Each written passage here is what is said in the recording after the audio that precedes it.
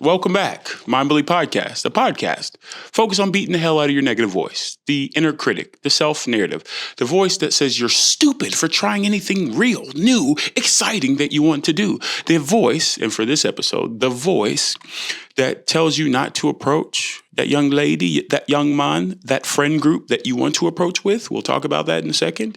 But that voice, that limiting voice that steals us away. This is a podcast where I'm focused on helping, sharing, whatever, my life as an example to attack that voice.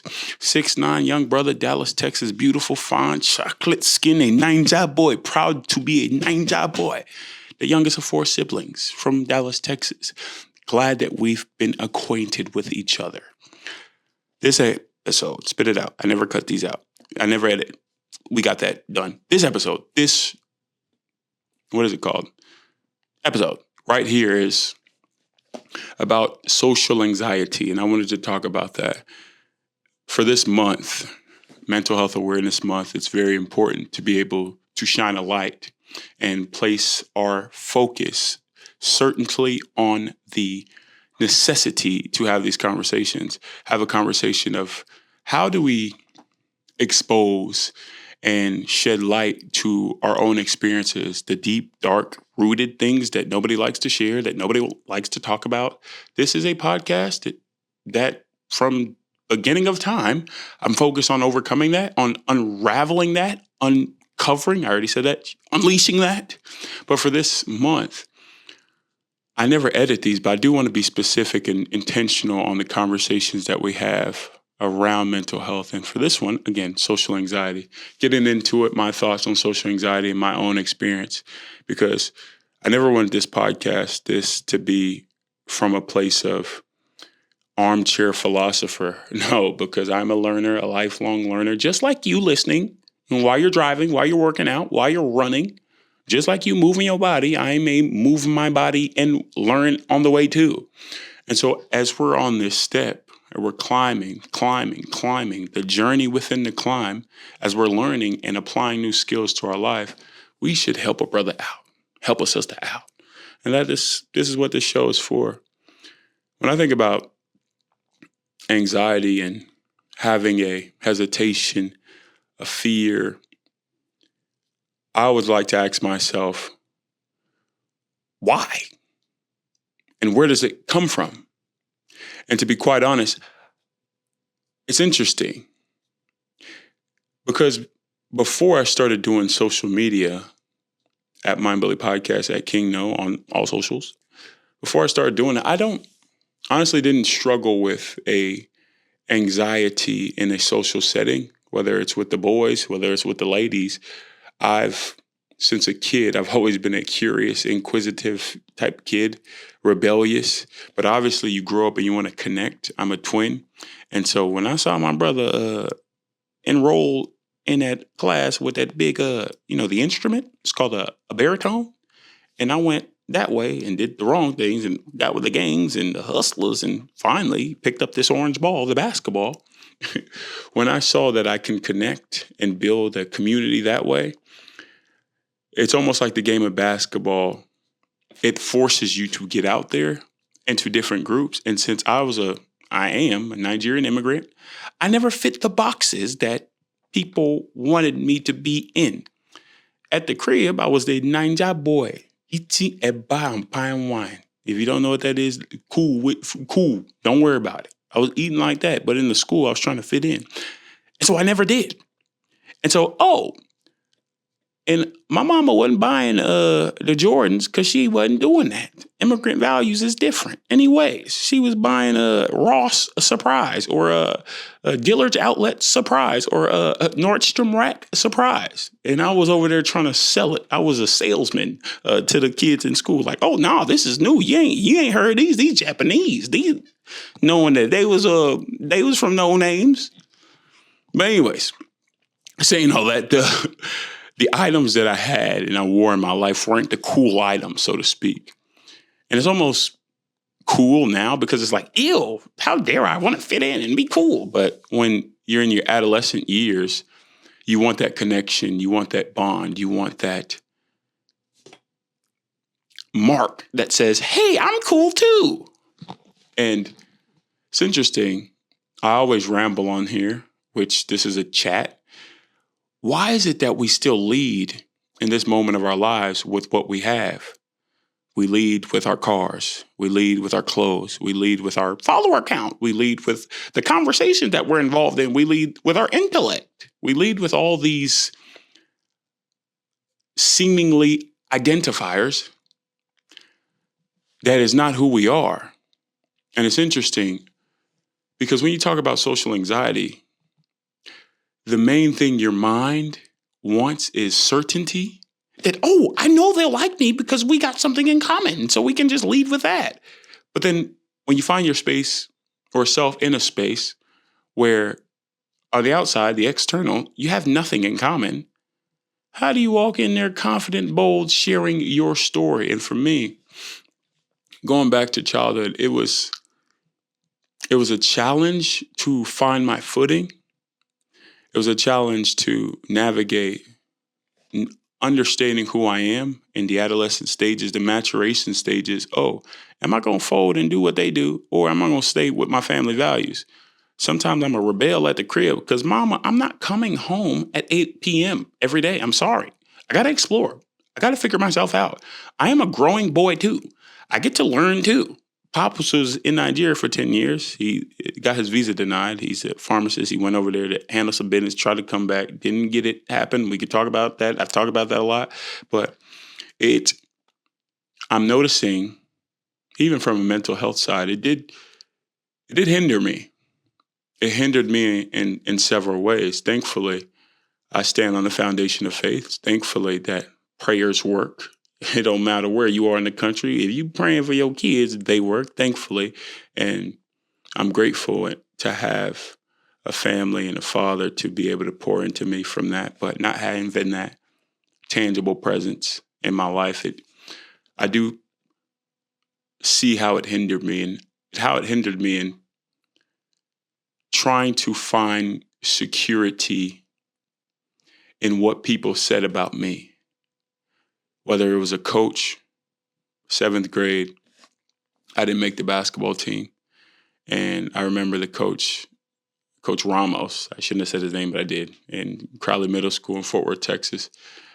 I was heavy set, and I remember not making the runs at the end of the tryout. I can remember it like it was yesterday, the names that he called me and the way that he said I run. He said I like grabbed my shirt and ran like a girl and all these different things. And I'd be lying to say that I didn't equate that to my value in that time. And just to pause right there, how many of us in this life, in our situations and circumstances right now, in this stage of our life, are looking at our lives from the lens of a kid in 7th grade who didn't make the basketball team, who looks left, who looks right, to all the kids in his class, all the kids in his everything that he spends the whole day with, the weekend with, neighbors. They all made the team. They all talking about the team and what they gonna do because they made the team. And the only kid that didn't make the team is sitting there thinking about the names that were spoken over him. How many of us are that kid? Because as I even speak about this right now, my mind belief, my negative voice, the inner critic says, bro, that's stupid. Shut up. Get over it. Keep pushing on. But I would be remiss to not attack that voice and to question that voice and to be curious about, when did this idea of even caring about what people thought occur? And without even knowing, I mentioned that spot because it's interesting, because even when you share it top level, not even get rooted to the subconscious beliefs, you think top level, you can really land on why things show up in your life. You can actually land on it. Again, I don't struggle with social anxiety. I can walk in, and that's the thing. I'm always curious. I say I don't struggle, but I do have moments where I do.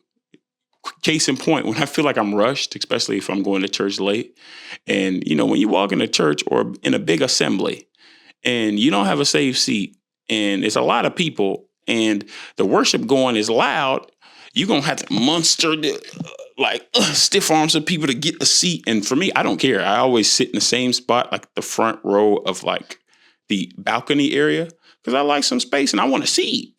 And so I don't care enough to go and mosey onto the spot where I want. I don't care. So that's where I said I don't struggle with social anxiety and those type of things. But to feel that uncertainty when I get in, yes. And so that's where I want to pause, because the act is why I would say I don't struggle with that. But internally, yes, the mouth, the head, the body, the everything loud then too. And so this is a word for you if you're in a spot where you're almost in judgment of yourself for even having a voice like that to question yourself in situations. That voice is like, oh, bro, see, look at you. You can't do this. You can't do this. You're social. You're anxious. You're anxious. You're anxious. Everyone feels that, especially with a lot of people, especially with putting yourself out there, even in social platforms, on social media. You feel it.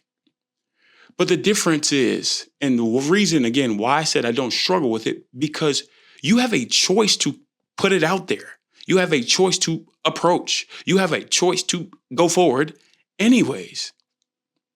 It's not letting the fear hold you back. If you know the pain of staying the same drains, then the choice is to change. Again, if you know the pain of staying the same drains, then you have a choice. Oh, I need to change. And the change comes by going forward. It's little by little, by little, by little. How come that little girl that you've been liking, that little boy that you've been wanting to send a text? Anybody can send a text. Again, let's go to relationships. Let's jump there. If you a girl and you've been looking at this man like, what's happening? Yeah, I think he's beautiful. I think he's handsome. How about you slide in? For me, I do believe in the traditional, he should be the pursuer, but sometimes we're idiots. I'm not gonna lie. Sometimes we don't think. Or sometimes we think too much. It's called overthink.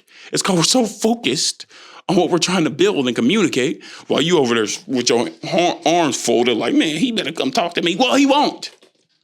Because he's focused on his mission and on his goal, on what he's going after. Obviously, that's not personal, but yeah, as you can tell, it is. But again, I say that because everybody wants love, whether it's social, whether it's emotional. You want that connectivity. You want that intimacy with a person. And for me, I'm a child of God. I want that with a child of God. I want that with a little lady, some fellas, a group, obviously platonic group, a core group when it comes to friendship that are strong, rooted, grounded, established, and can counsel you based on truth, eternal truth, the word of God truth. And so you desire those relationships in your life, whether, again, it's social or on a romantic level. But it takes two to tango. And there's value in showing up for the next you every single day. You are guided by the old you, the you that was rejected, the you that was disrespected, the you that names were called and spoken over you. You've been guided by that you for way too long now. And I think you would agree with that. I think if you're honest with yourself, you would agree with that. That you has been guiding you onto this part of your life. But in this stage of your life, when you're feeling the internal unrest, the turmoil, the questioning, the I know I need to change, there's indicators, there's ding, ding, ding, ding, ding, ding, ding, ding, ding, and you feel stuck, it's an indication. It's a signal. It's the light bulb going off on your life to say, oh, to step into the fruitful version of me that lives happily, I actually need to change. Social anxiety, it's crippling because you are ambitious, and maybe that's not the word, but you want friends. You want a community. You want to be able to lend your perspective. You've grown so much. There is so much wisdom that you have rooted on the inside of you. You actually care about people. You're not selfish. You want to share. You want to be able to help somebody, but you don't know how to communicate what you can help with that somebody. The thing you actually need to do is the first thing. Approach. Share your ideas. And if they don't get it, those people are not for you. They are not for you. And this isn't the idea of, oh, just be comfortable and stay isolated. And if you find any friction with anybody in life, you isolate yourself. No, because part of mental health and pushing past this fear, it's called resilience. It's called stretching. It's called flexibility. It's called capacity. You have capacity to have conversations, hard conversations, challenging conversations with people who don't see the world the way that you do. It's called EMPATHY. It's called empathy. Oh, I always use this phrase because sometimes when your week is so loud and you're so focused on what you're doing and what you're doing and I honestly hate when I'm in that mode. I literally say this phrase and it helps me so much. If I were them, I would feel the exact same way. Again, I always say, if I were them, I would feel the exact same way. Because one, it's truth. If you were literally them, you'd feel the exact same way. And then on the other hand, your mind believes like, bro, that's so stupid. It's like, duh, you're trying to trick yourself and you're not tricking yourself. I'm so intellectual and I'm esteem and shut up. One, shut up. And two, it's not even about the statement. It puts your mind in the mode of actually thinking about somebody else. Because I find myself, oh, that is true. And even if you're trying to trick yourself, oh, that is kind of true. That is true. And then it has you leaning in and trying to even come up with a question about who that person is and their standpoint and why they spoke to you all crazy like that. What happened in their day? What was their background like? How was their upbringing? Where did they grow up? Do they got siblings? Oh, we probably have a connection that I don't even know about. But you don't open your big fat mouth to ask. It's about being confident in who you are in Christ Jesus. God is no respecter of persons. Again, God is no respecter of persons. One more time for the people in the back. God is no respecter of persons. There's nobody on this beautiful green earth, blue earth, whatever color you want to call the earth. There's nobody on this earth that has been made with more than you or less than you. So that should make you humble. And it should spark something in you to be curious about what God gave you and what you were sent to do. Again, you are on earth on assignment. So it's on you to get in alignment with the assignment that God has placed you here for. And you allow fear to cripple you and to stagnate your process. So instead of moving forward and having a new conversation with somebody that you've never talked to before, with a girl that you want to talk to, with starting with a compliment, because that's the easiest thing to do. And you can find something to compliment about anybody, even the ugliest person. You'd be like, man, I like the passion that you come with, my boy.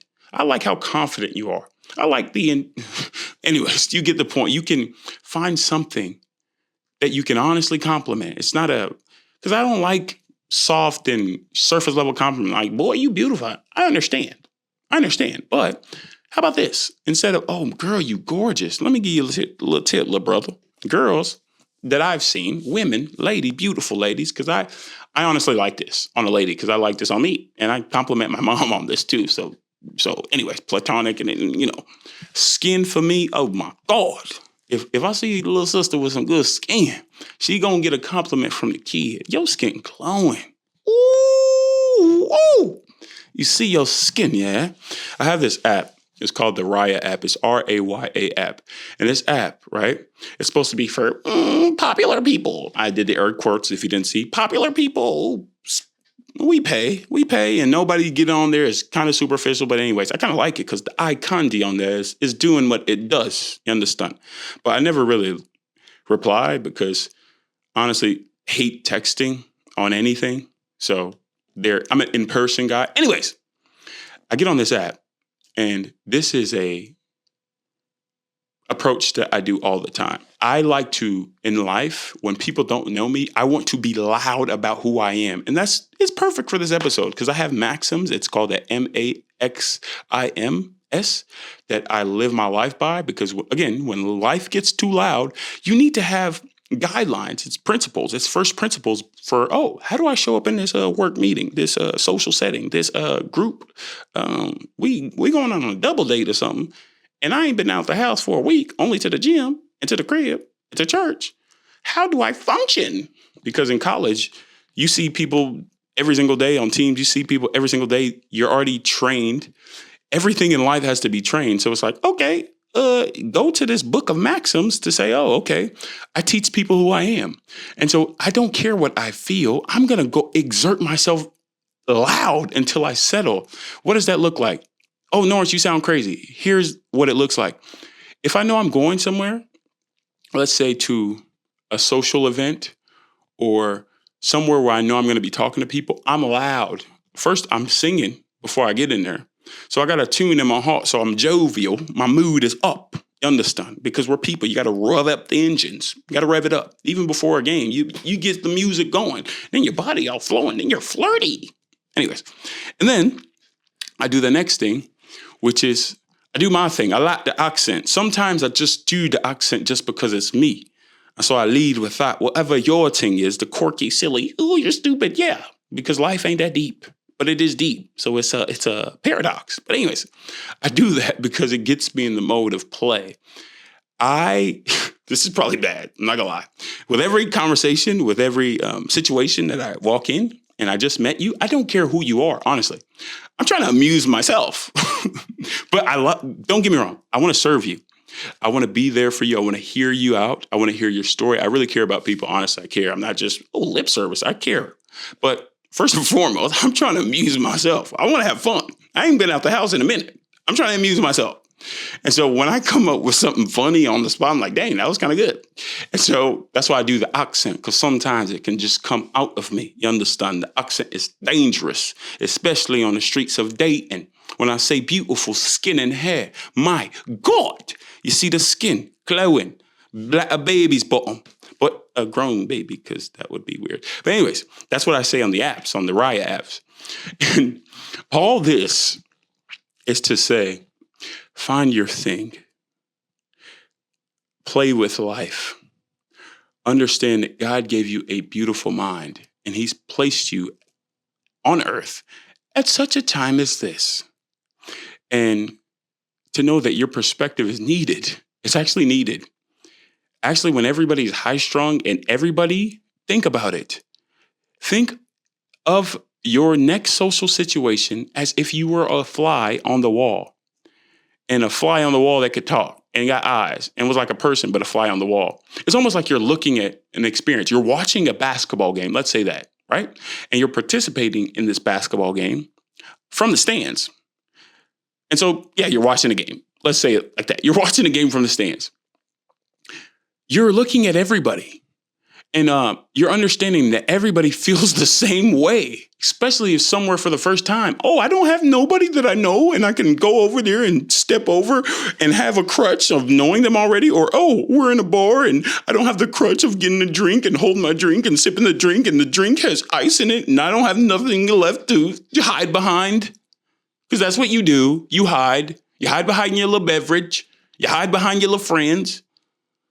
And you don't step out and shake somebody's hand and say, hey, I don't think I've met you before. My name is Norense. Not knowing that, that's the thing that I do as well. I don't think I've met you. My name is Norense. Shake my hand. Duh, I haven't met you because it's the first time I even been in this freaking state. But shake my hand because I'm someone to be met, someone to meet. Hell, you talking about? Because I'm a child of God. That's how you step into rooms. Like you have something to offer because you do. Oh, don't come in there shrinking. You ain't no shrink, because you can sniff that. Oh, that boy's sweet, boy. That boy right there, he don't believe in who he is, knowing that you actually do. But you're letting this fear control you, and you're limited in the way that you show you to the world. And then when you leave home, you're like, oh, I should have said this and I should have done that. Oh. So how about you think about it right now? In the next social setting, you approach like you want to, because there's something about this life. It's called becoming. And to become, you actually have to be that person right now. It's interesting. I thought about this earlier. A doctor spends his life saying, I want to become a doctor. And he disciplines himself to become a doctor. He gets the certificate. He gets the white coat that says, boom, I'm a doctor. There's steps to get there. But everybody else, right?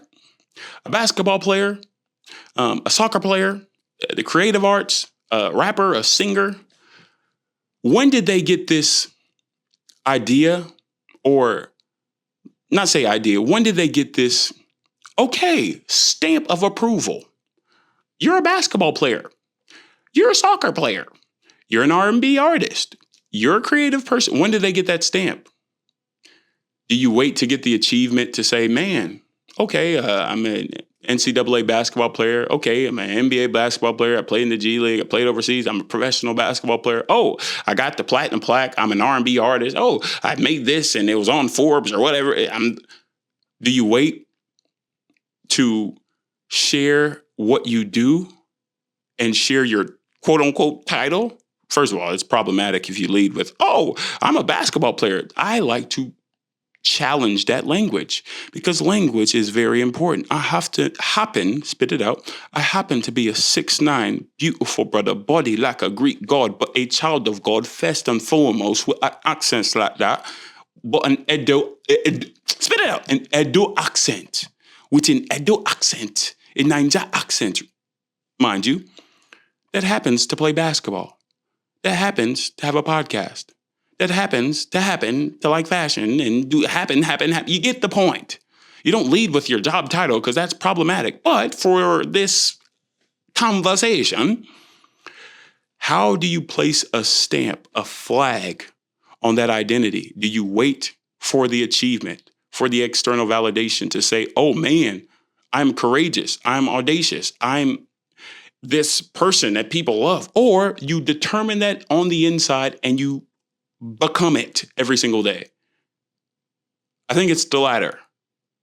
Translation: if you have a goal and you know, if you're listening to this, if you're watching this right now, and you know inside of you, you like, boy, that big chocolate brother speaking to me. Maybe you didn't compliment me like that, but you know I'm speaking and I'm talking to you. It's on you after this show, this podcast, whatever it is, this conversation, because we speaking together. You just not talking back, you rude. Anyways, after this conversation, it's on you to look at you in the mirror and ask yourself, how do I want this life of mine to be? What do I see about me that I want to change? What version of me do I want to show the world? Because you know you have so much more inside of you. You know that you have not shown the real you. You know that you've shown a version of you that you think people would love. But you know that it's frustrating to be that you, because that's not you. And so in 2025, it's actually time to open your eyes and be who God called you to be. Because anything else is shrinking. It's you shrinking.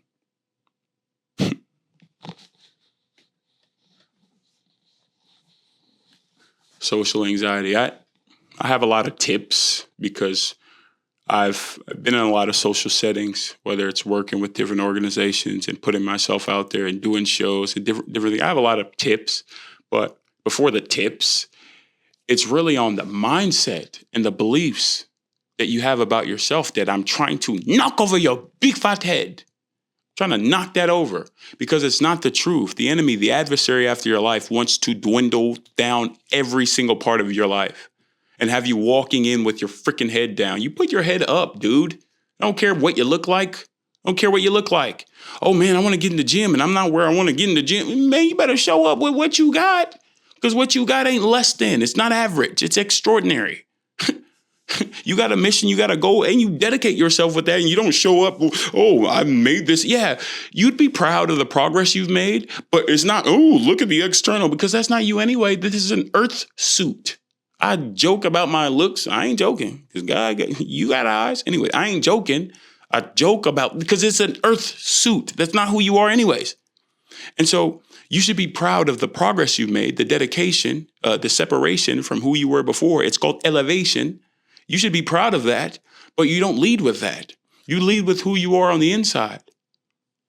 That's why language is so important, bro. The words that you speak over your life are so important, because if you yield to the negative voice of you in 7th grade that was rejected, disrespected, you had voices spoken over you. If you yield to that voice and you have not changed and have not grown and have not challenged that voice, you are still that boy. You're still that boy, still that girl. You're just bigger, taller. And you can't live your life through that lens anymore. Them thick bifocals you got, you can't see clearly. It's called foggy bifocals. You need a new prescription. And what I found is the antidote is Christ. Because the moment where you realize that, for myself, my identity is in Christ, so I don't care what you say about me. We can be misunderstood. You misunderstand me. Yeah, you had some bad cheese last night, and so your stomach is rumbling. And when you have this 6'9" tall guy, he's just loud. He's like, bro, shut up. I'm still trying to digest the cheese. Well, it ain't my fault you trying to digest that snotty cheese. I'm going to be me. Now, here's the challenge. The challenge for me, I will say this. When you go into situations, I went to Texas Tech in Lubbock, Texas, and there we had a coaching change, and there's a lot of people. I'm big in the basketball program. I was on the committee. Humbly, I was on the committee to hire the head coach. I take a lot of pride in that because I poured so much to that community, and I care about the program. Long story short, I'm saying this because of this reason. There was some turnover, right? And so the college coach that I had, he left, and so we had a new coach. And the new coach, I was a part of that regime. But it's kind of weird because it's like, man, I was a part of the last one and this one. And so when you have a change of everything, there's new staff, there's new people. And so you walk in and you instantly have to develop relationships. But it's weird when the culture is different. The change is different. And so you have to teach people who you are all over again. And so if you're in a stage where everyone knew you and on the outside, everyone knows you, and it's like championed, humbly, it's like you're a celebrity, but in the building, it's like, who is this nobody? It's weird. On one end, you can get frustrated because these people don't know you and there's change. But on the other end, you can realize that that's life. There's a lot of change, and people won't always know you for who you are. And so literally, as the days pass, you have to teach people who you are. And one thing that I've noticed, especially with a community, a circle that sees you over and over and over again, that have different touch points on you, whether it's your socials, whether it's the conversations they have about you to other people, and just your voice being known and heard. Time shows your character. Time shows who you are. Are you fixed? Like, that's him. He don't switch. Oh, when I go to Lubbock, for example, I like to stay at different people's house. I have a friend, he was on this podcast, Michael Poster. He's dope, and he has like a 25,000 square foot house. It's a castle. Some of you guys have seen it. It's pretty dope. I stay there from time to time. And I stay at, shout out, 2 families that I stay at their house. It's the Harrisons. They're a beautiful family with kids. I love kids. They got a basketball court in their crib, and like I love watching the kids play. And the Tuttles, I don't honestly stay with them, but like I'm close with them. Long story short, you have these relationships with people, right? And you get to see, or what was I saying? Yeah, this is what I'm saying. You have these relationships with people that other people don't see, but over time, word spreads. And I'm not even saying that has spread to the town. Oh, this guy's awesome. But that's a thing. And one without sense would be like, oh, that doesn't spread. No. how you are and who you are behind closed doors with people that you wouldn't think that talk to other, your character spreads. So your character should scream. When you walk somewhere, when you're in an environment, it should scream all the time. That does not mean open your big fat mouth and scream if that's not you. But that does mean you're confident. And for me, I'm talking to you like you my brother, you my sister. You better walk in there and approach and say something first. You can be a leader. Because again, if you are that person sitting in the stands and you're like, man, look at these people. They all scared and nobody want to talk. And everybody wrangling their drink and cuddle up and having surface level conversations. How about you be a leader? How about you be a light? How about you serve somebody? You have a conversation and you give a compliment because everybody's thinking about themselves and how their days did. Girl, I love the way you package your outfit, man. When you tied that them little earrings you got with them shoes too. Not the shoes, but the little bracelet too. You got a little 3-piece combo right there. I love that mind. What was it like? The deliberation process when you were this morning locked in, getting that together, something, because it shows that you care about people and that you're different. Social anxiety is a challenge. It's a challenge because I do believe after COVID, after the lockdown, you almost forgot how to interact with people. Knock, knock. That was a while ago. That's no excuse. It's no excuse. I will say there's some that actually went through high school and their adolescent years in lockdown. That's challenging. But again, I don't want you to use that as a crutch on your life because mental health is not a crutch on your life. It should be a ding, ding, ding, ding, ding, ding. Okay, this is an indication on how we change. For some reason, this whole mental health thing has become, let's think about, I know everything about me and that's just me. It's my identity. No, that's not. No, it's not. It's not your identity. I made a post about this. Anxiety, fear, depression, doubt, lack. I'm just a introvert. It's not your identity. It's called security. It's false safety. It's false safety. You think you're safe behind it when you know you're screaming inside.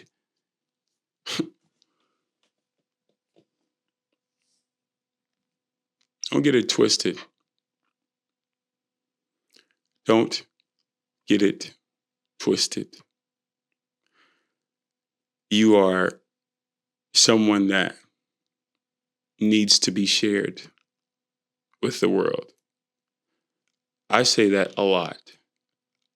I'm in full conviction. That's why I say it a lot. Leaders are repeaters. That's one for you. Leaders are repeaters. Why do they repeat themselves? Because they're high characters. I'm like a letter A. That little A is going to stay an A no matter what you say A about him. He's going to say an A. That A is going to be an A on Tuesday, Wednesday, Thursday, Friday, and Saturday, Sunday, Monday. He's an A. I'm going to stay an A. And you know them little fonts that change, that shift the way that you look at the A? Yeah, I'm a flexible A. It's called resilience. It's called capacity. So I got to change the way they see this A. With this group, I'm gonna be italic A. With this group, I'm gonna be a bold A.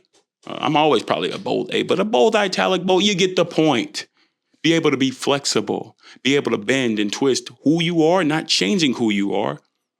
Changing the way that you communicate who you are, the conversations that you have, and knowing that you don't have to run when there's friction. It's called you're awesome with dealing with ambiguity. It's called you're awesome with dealing with people that don't look like you. It's called you're awesome at having conversations that you've never had before because you want to get to somewhere you have never been before. You got to have conversations that you never had before. It's called growth, man. I just want you to be all that God has called you to be. And to be that, I know that you're meant to affect a lot of people. To affect a lot of people, you got to know and have your finger on the pulse of a lot of people. I believe that. I believe that. And so if all you know is the people that you've known, but you're trying to go somewhere else, how does that add up? Please tell me how does that add up?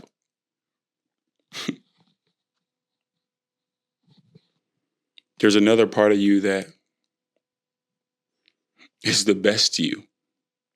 Having a podcast has been such a rewarding gift for me.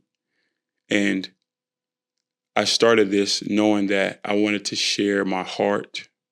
And I always want to walk into a room with no second guessing on who this guy is. I want you to know who I am every day. That's my motto. Teach people who they are.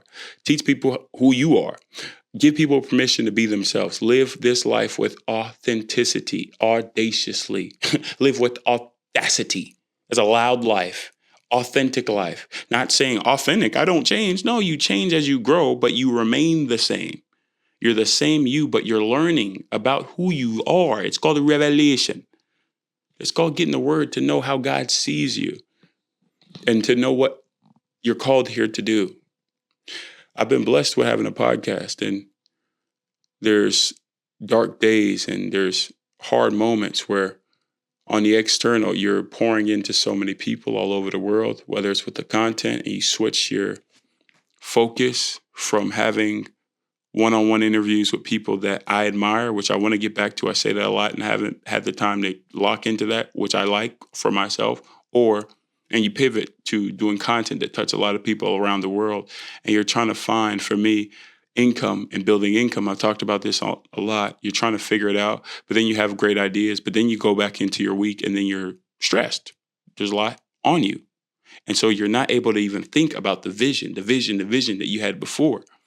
And so you second guess and you overthink and you almost start admiring the old parts of you that had clarity. But then you understand that the old part of you didn't have this beautiful thing that you can't see is beautiful. You see it as a burden. Why? And I'd be lying if I didn't agree with that statement. Sometimes I do see it as, oh man, I got to get this out. I got to do this. But I got to check myself and understand the assignment that I'm on, that God has me on. And this is a message for me and you to know that don't ever grade where you are as who you are. It's a step in your journey for where you're going and how you're growing. And you see that alphabet boy that I said I was an A? Yeah, it's building you to be an uppercase A. It's called growth. It's called growth. It's called stretching. It's called building. It's called building your character.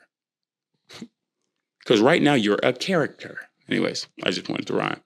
But honestly, it's a stage in your life wherever you are, whatever you're going through, and you're stressed. You say, Norense, bro, like my week is loud as it could be. You don't know about me. I got a 9 to 5. I got some kids. I got dreams. I got a lot of this stress. I got family stress. I got emotional stress. I just broke up with my girl. I just broke up with my homeboys. I just broke up with my man.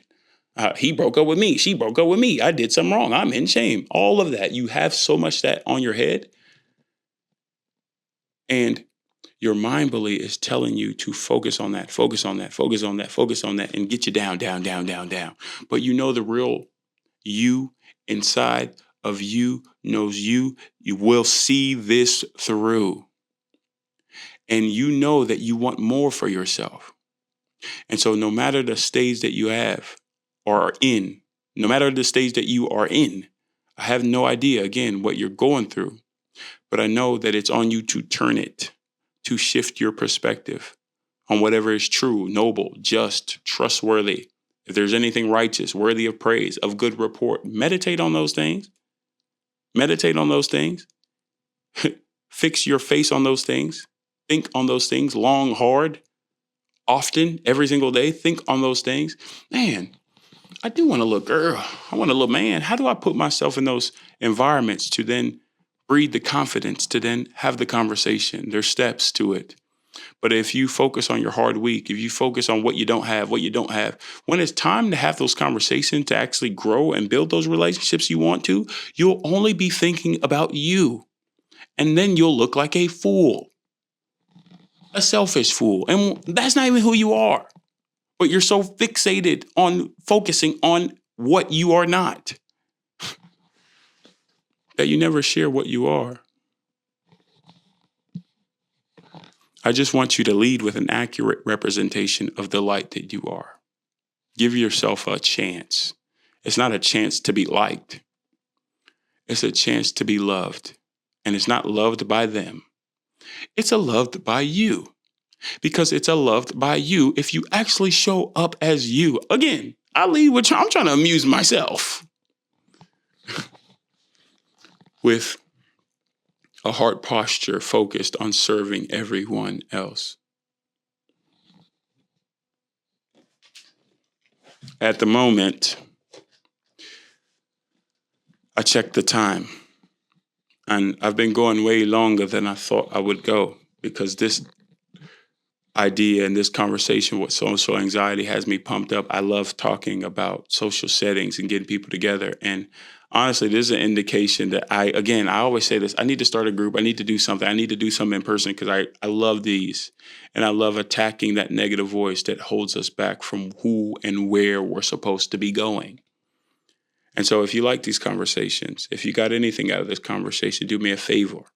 Send this with a friend. Send this to a friend that needs this conversation. Hey, boy, hey, girl, hey, you better approach that group like you, who God called you to be, like who you are. You better approach that little girl. You better approach that little man. Like, what's happening? If this is pertinent information to send or in your life, send this, share this, all the things, because it means a lot to be able to share your opinions and get this idea of attacking that negative voice out into the world. It would mean a lot if you do that. Hey, I love you always and everything. To the next one, yeah? Peace and love. Bye-bye. Bye.